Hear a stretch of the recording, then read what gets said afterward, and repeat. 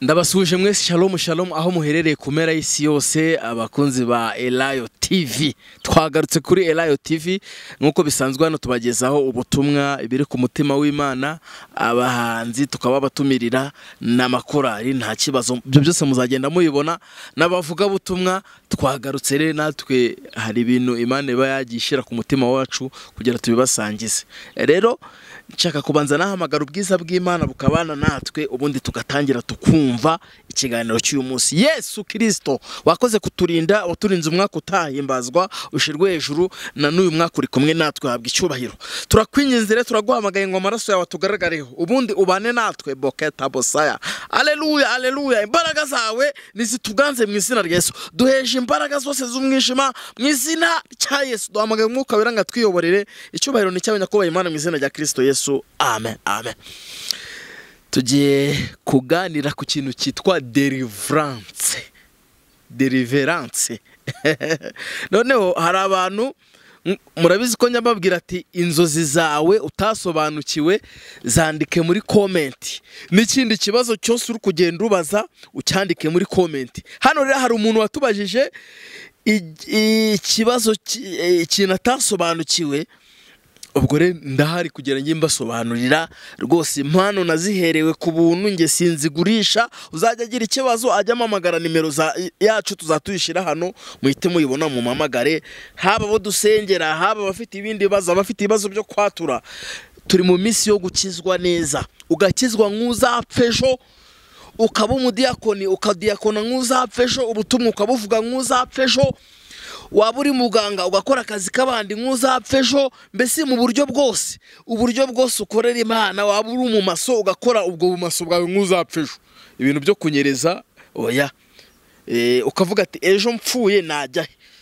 Niba uri umutayeri umwenda niba bawuguhaye ukawudoda neza nk'uzapfejo nabyo gusigaza agapande kamwe ngo nugatange. Niba ukora kuri kesi ukayikoraho neza ndi gukunda kubwira abantu ati mukorera Imana nk'abazapfejo. Nanjye niyo gahunda ndimo yo kuvuga ati dukorera Imana nk'abazapfejo kuko uzi ku monaza ya kitabo saya uzi kuzapfejo ibintu byose wabikora neza kuko waba uri kuvuga ati ndajya he rero ukibomba ariko kagenda neza.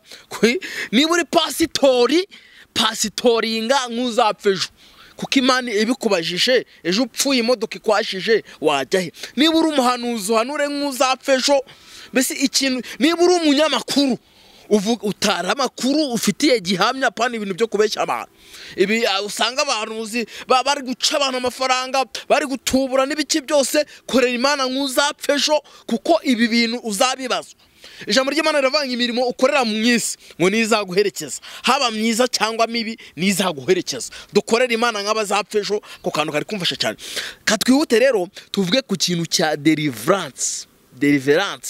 Abantu benshi bayitinzeho abantu benshi bayibashijeho abantu benshi birabagora mbese ni gutandukanya iki kintu byarabihishe. Katugisobanuriye muri make. Ijambo ry'Imana riravanga ngo muzamenye ukuri. Muzamenye ukuri kandi iyo umenye ukuri ubu batuwe nyakuri.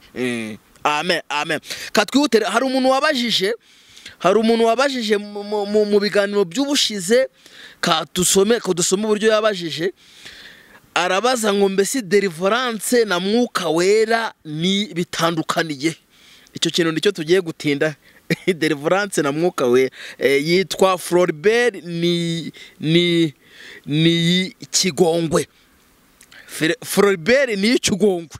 Ibi bintu nibyo ngiye kuzanganiraho rero ntandukanya Delivrance ni iki mwuka wera ni iki. Uretse ko mwuka wera ibiganiro hano hariho nk'ibiganiro kuri icano nka bingahe nagiye nkora ndi gusobanura ikintu cyitwa mwuka wera.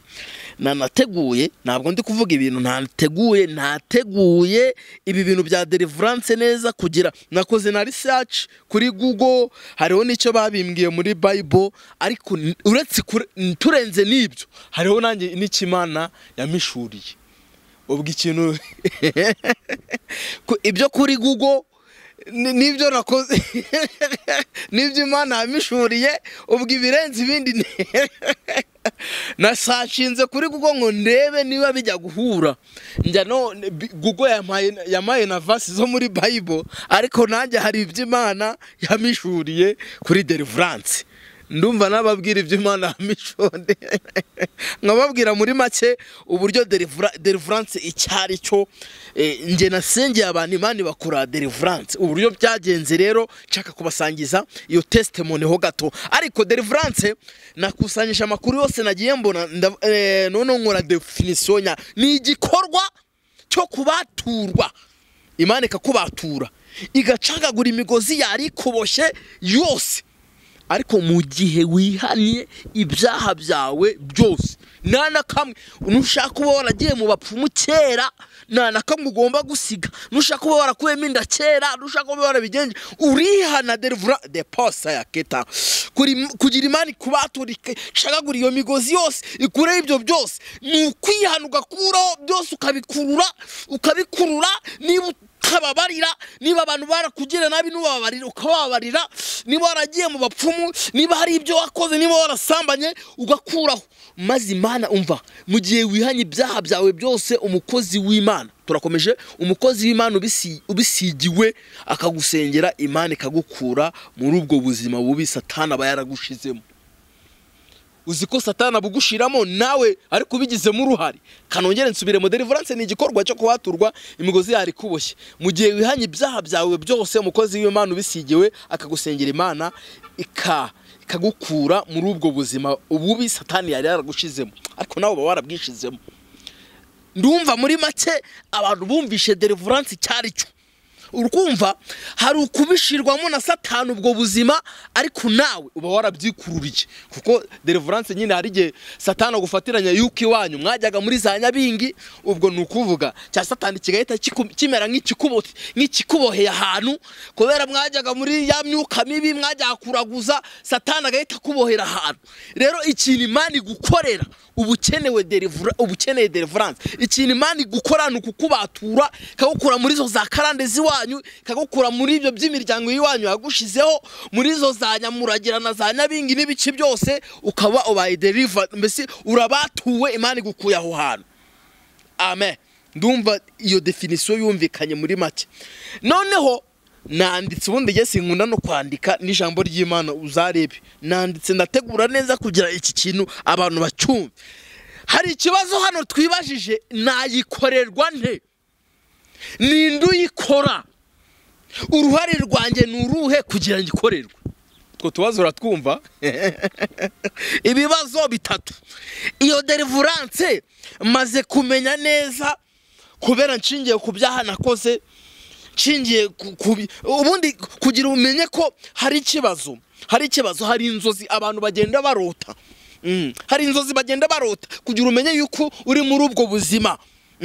yuko ukeneye Delivrance cyangwa hari uburyo Satani yakubaze hari ibigozi hari amacupa yagushizemo hari aho yakuzirikiye hari abantu baba barashize mu cupa bakabashira mu mazi mbese nabimenya nte hari ibintu rero bujya ubuzima urimo urabimenya byanga bikunda haba mu nzozi yuri mu buzima bw'ibyaha kumurota uri kugwa mu cyobo kumurota ibizimu abadayimoni bakagufata na Yesu kamushakisha yuri mu buzima bubi bw'ibyaha urabimenya yuri no mu buzima rero bwo kuba mbese hari ahantu bohewe ukeneye Delivrance nabyo urabimenya rero hari inzozi ugenda urota kumurota uriwa ugasanga umuntu ari muri Amerika ari mu Bufaransa ari hehe ariko ugasanga uri iwanyu hakera hamwe daketa nemozi ya kerevo hamwe hakera bana rasenye iwanyu ni mukihaba ariko ugasanga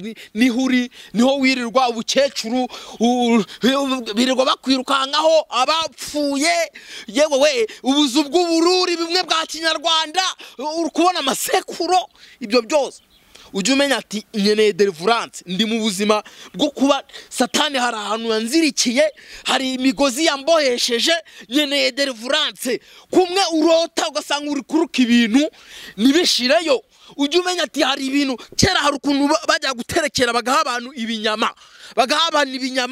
ibinyama bibi ibyo byose ugasanga urarutse nibishizeyo ujye umenya ati nkeneye Delivrance noneho hari ikintu kiba ku miryango itandukanye ugasanga boketa bosaya urabizi ko biba mu miryango yanyu ugasanga umuryango mbese nukuvuga ku myaka 20 cya 18 buri mukobwa bamutera inda. Aho umenye ko ukeneye delivrance. Satani hari ubuzima bw'iwanyu yafashe abagira imbata nukubaturwa. Delivrance ubundi Imana ibikubatuye ugasanga mu myaka 18 ni ikinyendaro imbese nta gushaka nta muntu ukora ubukwe ugasanga nta muntu wiga amashuri nga yarangize ugasanga nta muntu yewe nta muntu wagura imodoka uracuruza nibyemera ukeneye delivrance. Mbese hari ubuzima bw'ubukene bo ketabo ya monazaya ni kwa ndi bavuga ati bagusanga bagutanze ibintu bimeze nk'ibitambo. Ubukene hari n'abantu bari kuzimu bari mu marimbi aho ujye umenya yuko ukeneye delivrance. Noneho hari n'abantu ugasanga ku myaka 30 nirenga ugera kuri 30 ugakenyuka. Mbese ni ukuvuga bakaba babizi kuko kuri 30 wapfa umuntu.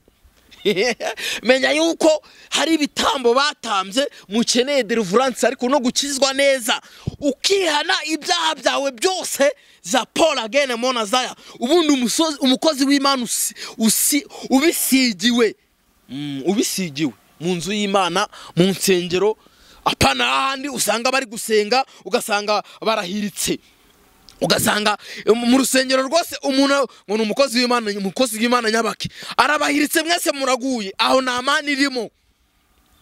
Hamwe mujya gusengera bakabahirika mwese mukagwa cyangwa ugasanga abantu bari kubira ibifuro hasi yawe oya n'ubu bucacu bwose usanga buri kwigisha inyigisho z'ubuyobe ngo twarababariwe dukora ibyaha oya aho oya genda ku mukozi w'Imana mbese ugahamanya n'umwuka w'Imana ati uyu muntu rwose ni sawa cyane Imana ikamukwereka nanjye njya mbafasha rwose ibi bintu nabiherewe ubuntu nta amafaranga nta giciro njyaca. Noneho maze kuvuga inzozi zimwe umuntu arota agahita amenya yuko hari ahantu Satani yamushize hari ibisekuruza by'iwabo hari ibintu enemone ya ketabosa hari ukuntu bagiye babatongera hari ikintu ukeneye delivrance rero delivrance. Noneho hano twavuze ngo nindu yikora delivrance ikorwa n'Imana Data n'Umwana n'Umwuka Wera. Ntabwo ari umuntu uyikora runaka oya ikorwa n'Imana Data n'Umwana n'Umwuka Wera. Imana ishobora kuyigukorera ikoresheje umuntu ikavuga ati genda Deo agusengere ukamwaturira nkuko twabivuze ibyaha byawe byose nkagusengera nkuko nagiye nsengera abantu benshi Imana ikagenda bakorera delivrance. Hari umuntu nafashije ndumva yari muri mu Bufaransa yaratuye aramamagara ndamubwira ati atura ibyaha byawe ngiye bundi kugira ngo usengero banza watura ibyaha byawe byose ugakuraho. Ndamusengera agiye kumbwira ambwira uburyo yarose ikintu kimeze nk'uruyoka kiri kumusosoka mu kanwa ngo kimuvamo kirangije kiragwa hasi. Noneho Yesu asoma ijambo ry'Imana rivuga ngo hahirwa ababariwe riri muri Zaburi hahirwa ababariwe ibicumuro bye ibyaha bigatwikirwa. Ngijwi ritari mubwira ati soma urukumva Imana ari muderivuye imukuye izo nyatsi za karande n'ibiki byose. Iyo mu buzima bwa delivrance ukabona abandi bafite iterambere we najye ukeneye delivrance. Hari undi noneho nasengeye ngo yari kubona abango mu nzu imeze nk'ishaje abona iyo nzu irahirimye iraguye Imana imushira mu yindi nzu ta the pocket bossa nukuvuga Imana yari kuyo bwa buzima bubi na hamwe yarari yabaga muri ya nzumbi yiyo myuka mibi Imana imushira mu yindi nzu nziza inzu ya Mwuka Wera inzu aboneramo amahoro inzu aryama agasinzira nta bintu biri kumushigura. Hari undi noneho nawe naramufashije nanjye ntacyo nshoboye turabagarago b'imbura mu maro ni Imana ibikora sinjye mutazagira ngo ndigitangaza ni Yesu bidushoboza ibi bintu ni Yesu bidushoboza twe natwe ntacyo dushoboye ni Yesu bidushoboza dushobozwa na Kristo duha imbaraga. Undi we naramufashije aratura byose akuraho agiye kumbwira arambwira ati narose ngo ndi koga ahantu mu mazi neza tuzi aho Imana enene mona ya kitabo siye kire enemono Imana biri kugenda igukora delivrance muri ayo mazi gukuraho imikoshi biki byose inyatsa ubuzima wowe ibyo bagiye bagutongera baguterekera ibyo mu miryango byose aho mbese Imana biri kugenda ikubatura icagagura imigozi nibyo bagiye bagukoreraho byose bagiye baguterekera utabizi. hari ibintu imiryango yacu yagiye dukoreraho ugasanga ntitubizi. hari umwana nzi yararyamaga, yaba yaryamye ari kureba hejuru ku gitanda akazinduka ari kureba mu mirambizo. Ibyo bintu byose rero cyangwa ugasanga urota inzozi z'abapfuye gusa, n'ibyo wirirwamo iwanyu kandi warahavuye kera. Ibyo byose ukeneye Delivrance.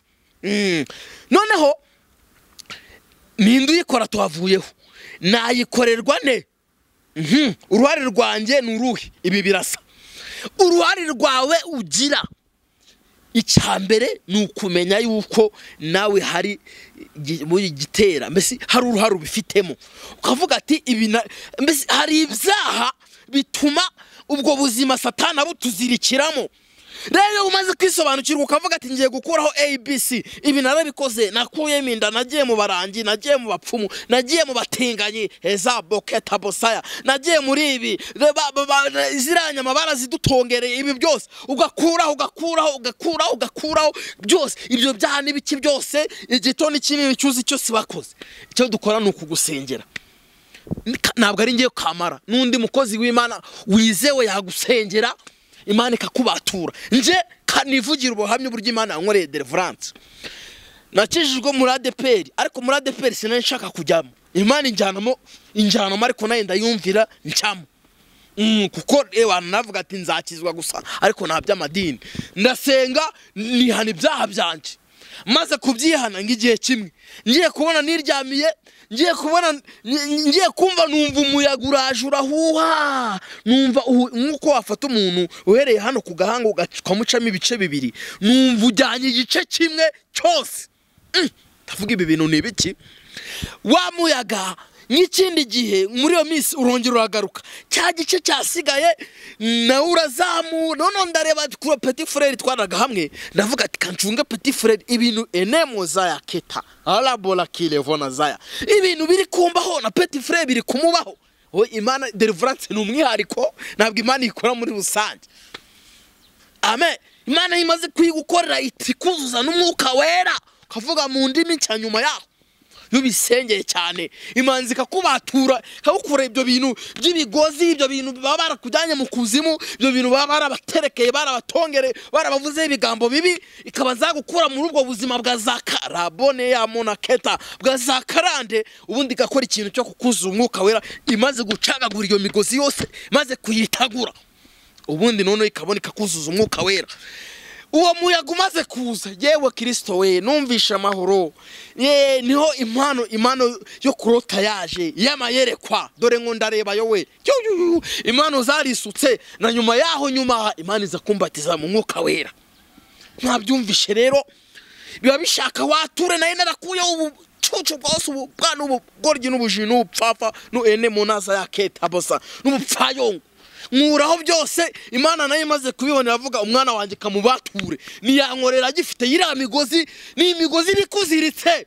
Ugasanga abandi babona akazi wogeze muri nako, ugasanga baracuruza barunguka wapi, wowe wapi, ugasanga naterambere, ugasanga abana bawe nibo banyuma baba. Derevonemo na ketabosara, ukeneye kubaturwa nyabyo, ugakuraho ubupfafa n'ubupfayo ngo n'ibyaha byose. Kandi uretse no kuvuga ngo ni Delivrance, hariho n'igihugu cyo mu ijuru tuzajya. Upfuye none hasi wajya, tuba turi kugira tuzajye no mu ijuru. Mwakire neza rero ubwo butumwa nari mfite kubyerekeranye na Delivrance. Turagushimiye Kristo, turagushimiye ko abanye natwe habwa icyubahiro. Ibi bintu ugenda bisobanura abantu cyane, mwuka wera komeza abaganze, wakoze kubana natwe Uwiteka Nyiringabo mu izina rya Yesu. Amen.